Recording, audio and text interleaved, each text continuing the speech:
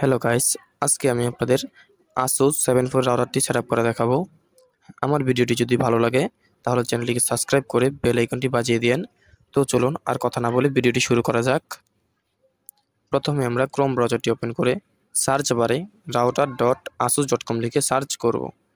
Search করার পর এরকম একটি ইন্টারফেস আসবে। এখানে অ্যাডমিন যে লেখাটি, এটি হচ্ছে রাউটারের ডিফল্ট লগইন পাসওয়ার্ড।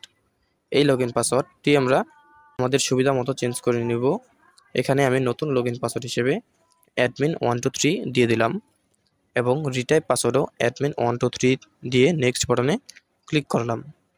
নেক্সট বাটনে ক্লিক করার পর প্রিভিউতে ক্লিক করে পপ কানেকশনটি ইয়েস করে নেক্সট বাটনে ক্লিক করে আইএসপি থেকে দেওয়া ইউজার নেম এবং পাসওয়ার্ডটি বসিয়ে নেক্সটে চাপ দিয়ে নেটওয়ার্ক নেমটি ASUS 74 কেটে নেটওয়ার্ক নেমটি ওপো ওয়াইফাই দিয়ে দেব এবং পাসওয়ার্ডটি কমপক্ষে 8 ডিজিটের পাসওয়ার্ড দেব।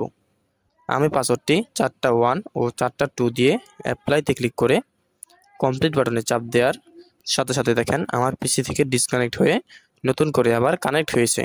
কেননা আমি রাউটার থেকে শর্ট কেবল দিয়ে কানেক্ট করেছিলাম বিদায় পিসিতে অটো কানেক্ট হয়ে গেছে।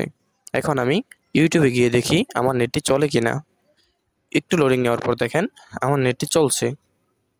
তো গাইস, আমার ভিডিওটি যদি ভালো লাগে তাহলে চ্যানেলটিকে সাবস্ক্রাইব করে দিন এবং ভিডিওটি যদি ফেসবুক থেকে দেখেন তাহলে পেজটিকে ফলো দিয়ে দিন এবং একটি লাইক করে দিন।